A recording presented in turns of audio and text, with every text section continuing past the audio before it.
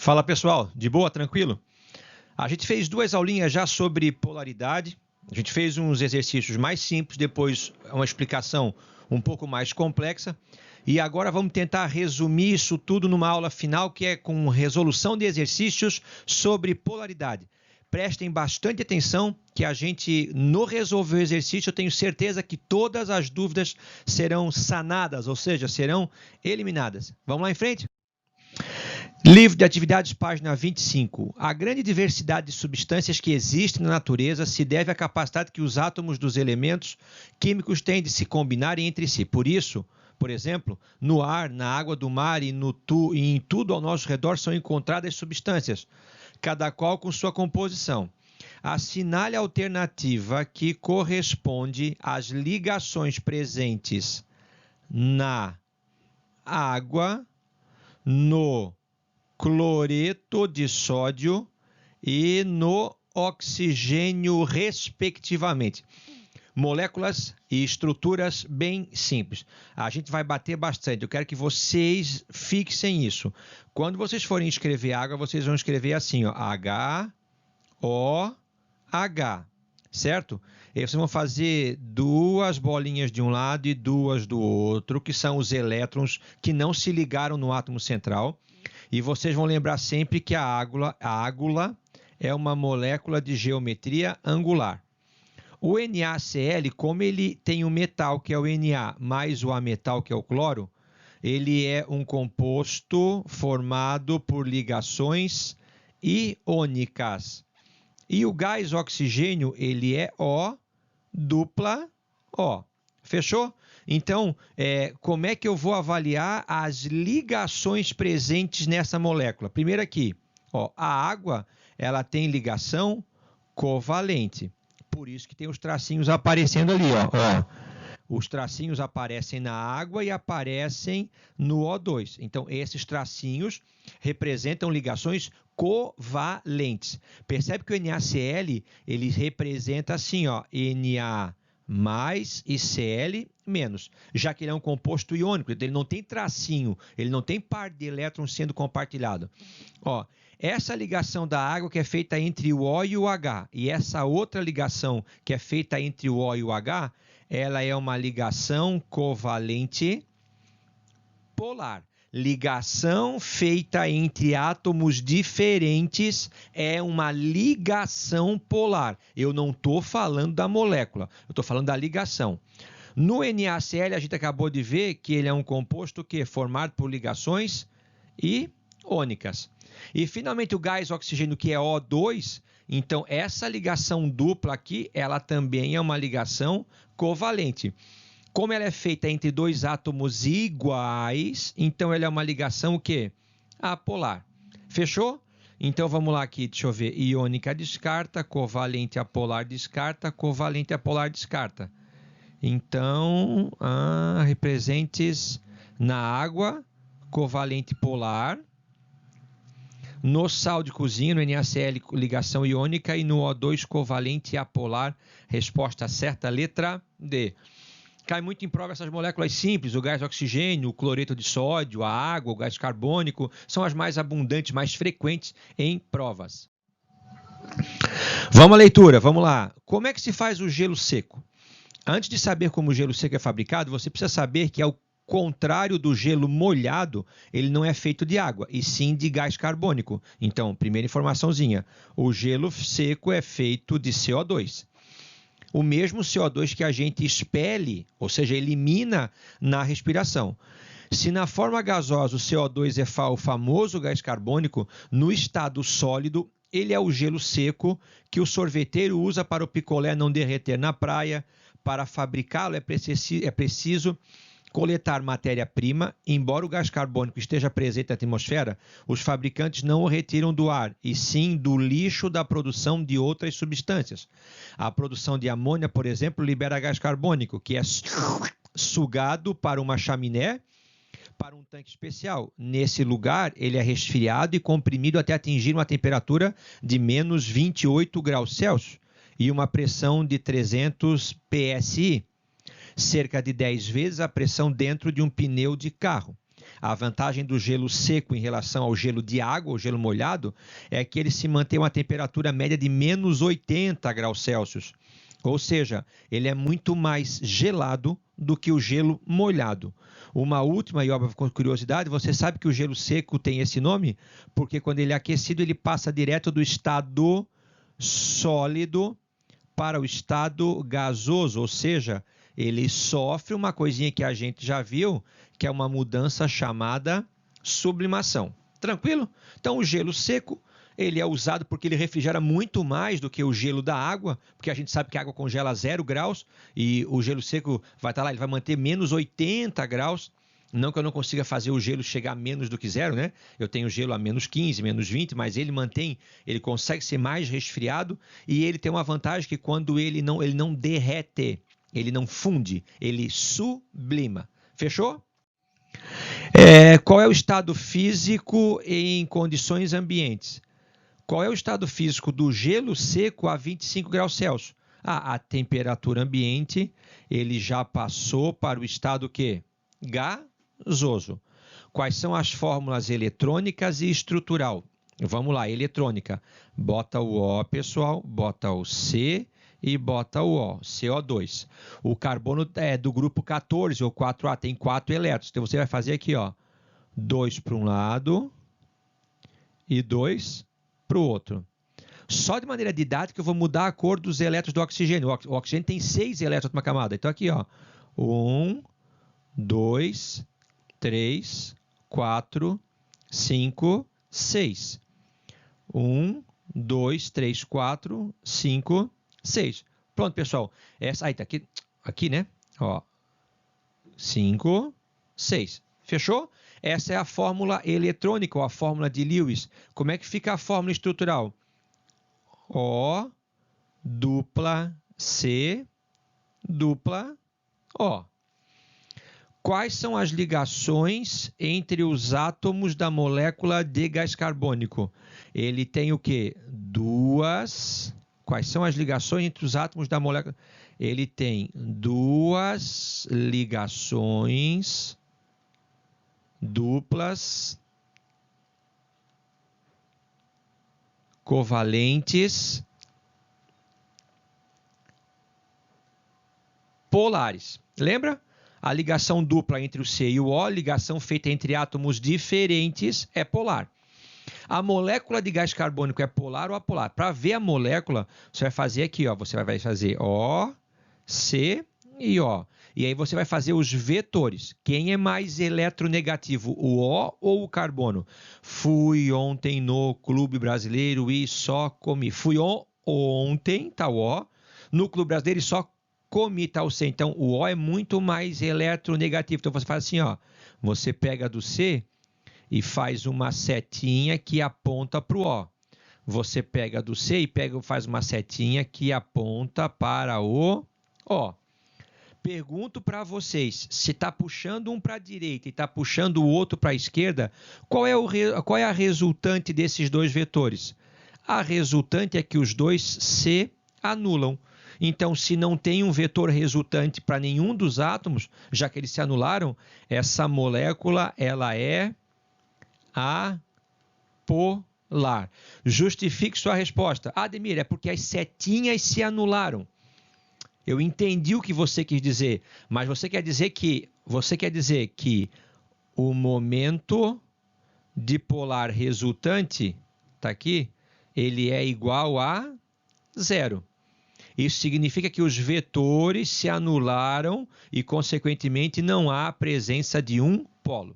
Fechou? O momento dipolar resultante, ou seja, a soma dos vetores, é igual a 0. Quando a soma dos vetores é igual a 0, a molécula é classificada como sendo apolar. Tranquilo?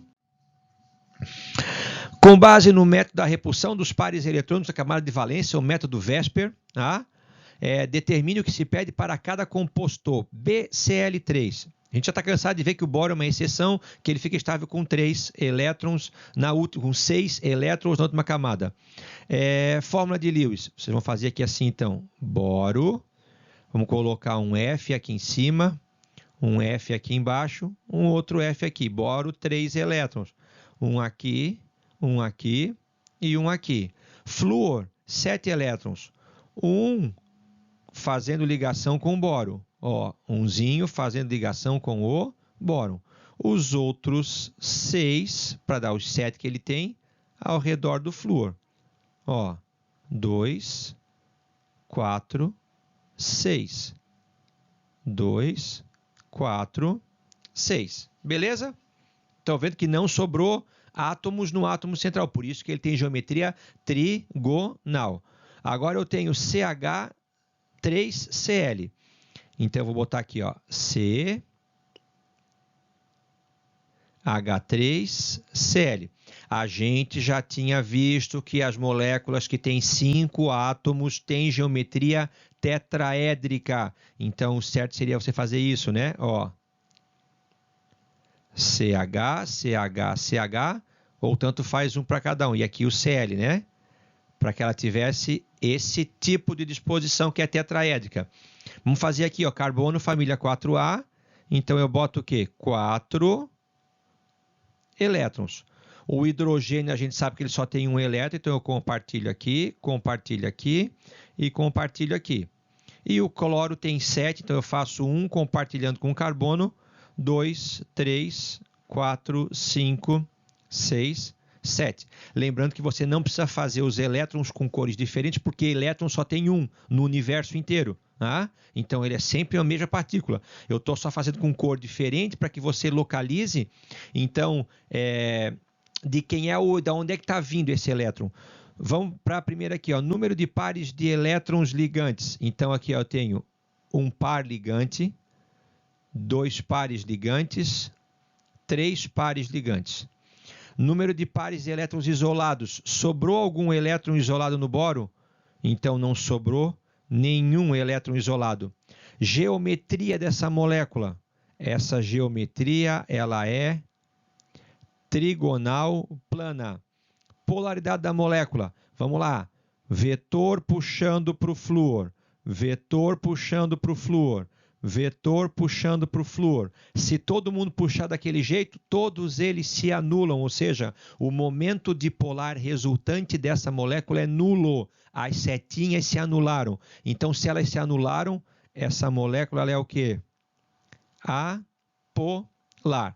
Vamos para o vizinho aqui. Número de pares de elétrons ligantes. Um par ligou-se aqui, um outro par se ligou aqui, um terceiro par se ligou aqui e um quarto par se ligou aqui. Número de pares ligantes são 4.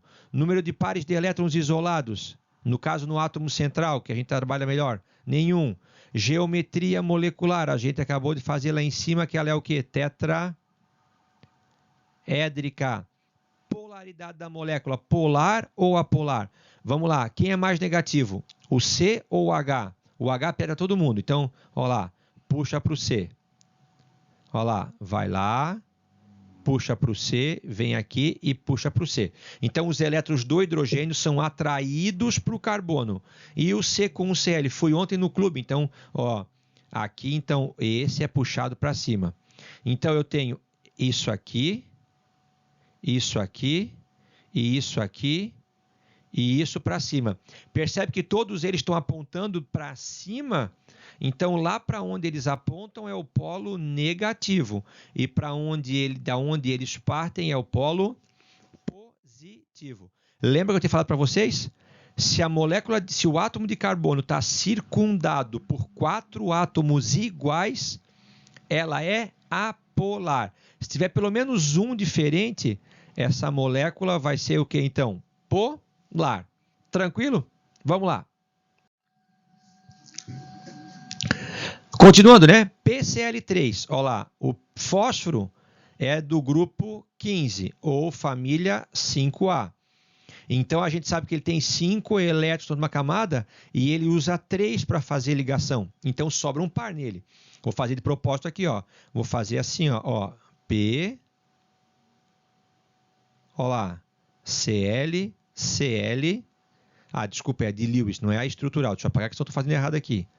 Vamos lá aqui, ó. Vamos lá. Como é que fica o fósforo?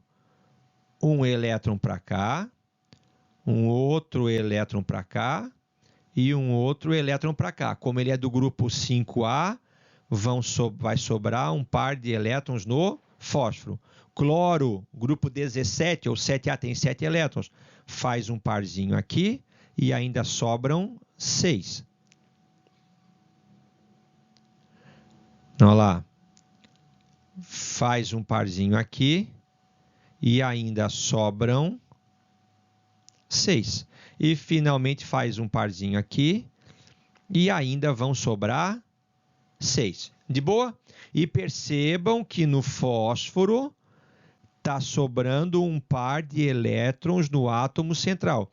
É esse par que vai ter a capacidade de fazer o quê?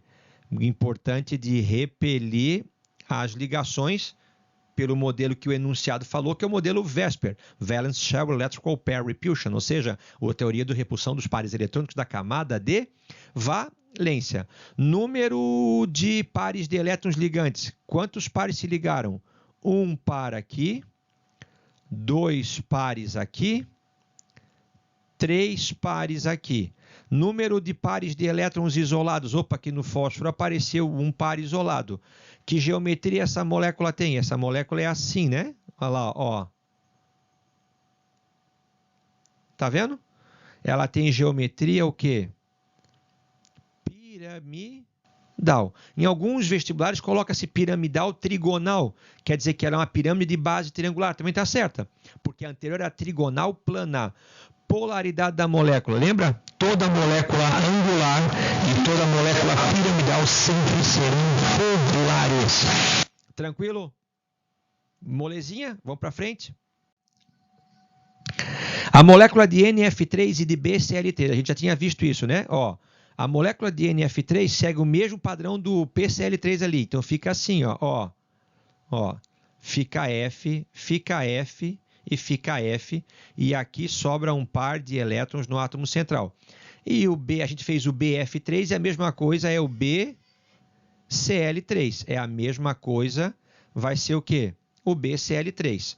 Então, essa molécula aqui de NF3, ela é piramidal, e essa molécula de BF3, ela é trigonal. Essa molécula trigonal, os vetores se anulam, ela é apolar. E essa molécula piramidal, como toda piramidal, sempre vai ser o quê? Polar. Com essas informações antecipadas, vamos responder o que se pede. A molécula de NF3 apresenta ligações polarizadas, certo? Ó, ligação polar, ligação polar, ligação polar, porque é feita entre átomos diferentes. E a molécula de BCl3 são apolares. Não, essa ligação também é polar, também é polar, também é polar.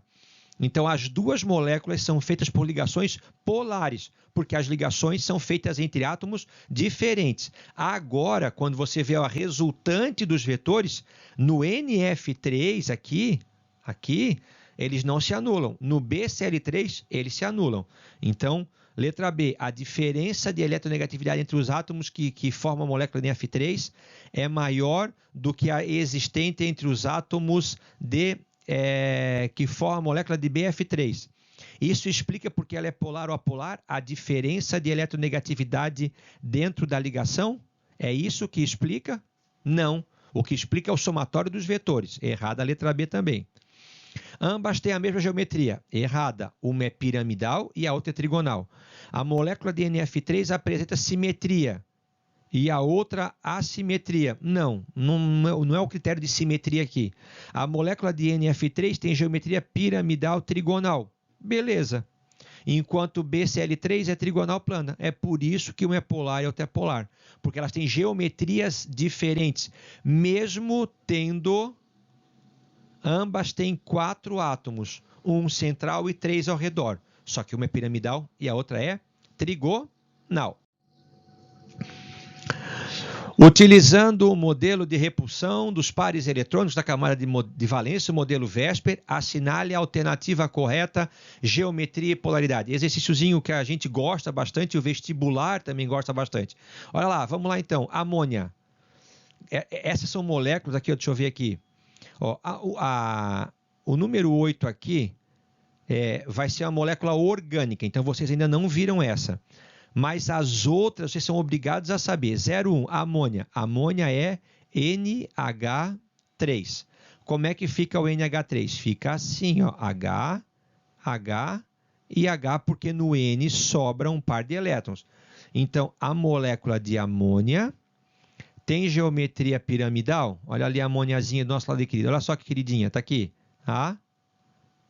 Ela é piramidal? Sim. E toda molécula piramidal é polar? Também sim. 0,1 correta. Trióxido de enxofre, vou colocar aqui, ó. É assim, ó. O S faz uma dupla e faz uma coordenada com outro O e uma coordenada com outro O e não sobra mais nenhum elétron no átomo central. Então, ele é o quê? Ele é trigonal. Trigonal, circundada por átomos iguais, vai ser apolar. Então, o trióxido de enxofre, que é o SO3, por isso que ele é trióxido de enxofre, tem geometria trigonal plana e é apolar. 0,2 também correta. O dióxido de carbono, molezinha, pessoal, tem que ser de cor, já tem que fazer O, dupla C, dupla O. O dióxido de carbono, que é o CO2, tem geometria angular? Não, a geometria dele é linear, porque no carbono não sobram elétrons, um par de elétron não ligante. Errado. Cloreto de metila. Cloreto de metila é essa molécula aqui, ó. Essa vocês do primeiro ano não teriam condição de saber ainda, porque ela é molécula orgânica, e vocês vão ver essa molécula comigo lá no terceirão. Tá? Cloreto de metila é aquela lá em cima. Quantos átomos ela tem? 1, 2, 3, 4, 5.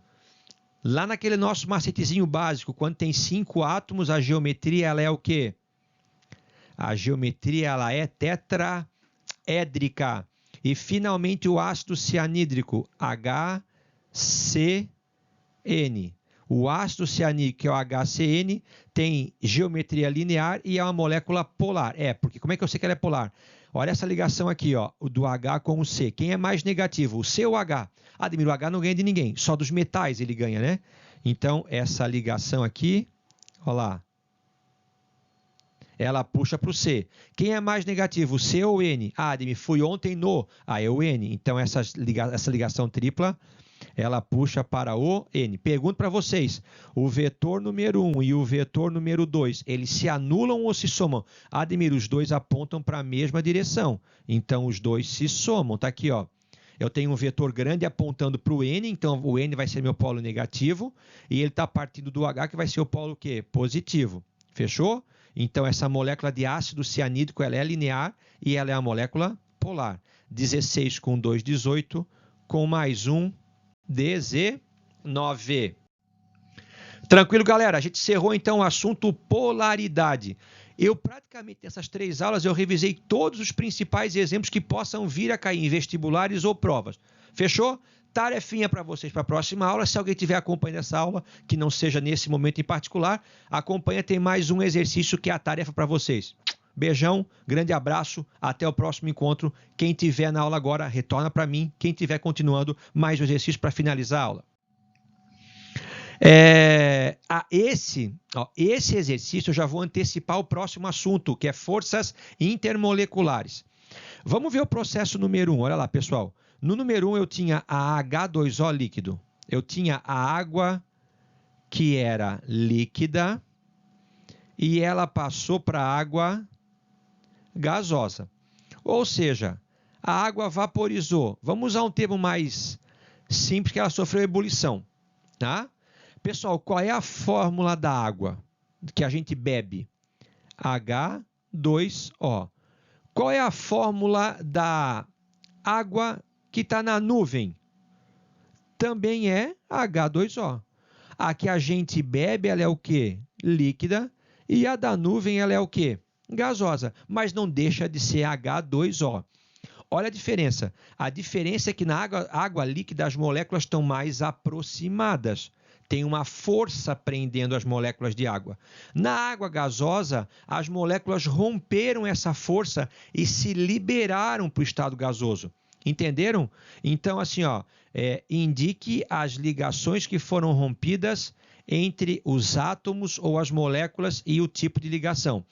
Então, no processo número 1, galera, no processo número 1, o que acabou sendo rompido foram as forças entre as moléculas intermoleculares.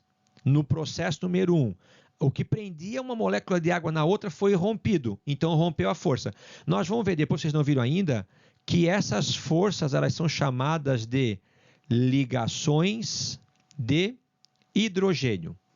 Só para antecipar, no processo número 2, eu tinha o H2O assim, tá vendo? Eu tinha H2O assim. E depois eu fiquei com 2 Hs mais um O. Ou seja, no processo número 2, o que foi rompido as ligações covalentes da água. Que tipo de ligação é essa ação da água? Elas são o quê? Ligações polares. Percebeu? No processo número 1, eu separei uma molécula da outra. Rompi a força intermolecular. No processo número 2, eu rompi as ligações de dentro da molécula. Ou seja, eu rompi as ligações. A gente está careca de saber que as ligações que existem na água são ligações do tipo covalente. E na água, como é H com O, são ligações feitas entre átomos diferentes. Essas ligações eu chamo de ligações covalentes polares. Tranquilo? Já antecipo para vocês, o nosso próximo assunto são forças intermoleculares. Um abração, fiquem com Deus, até a próxima aula.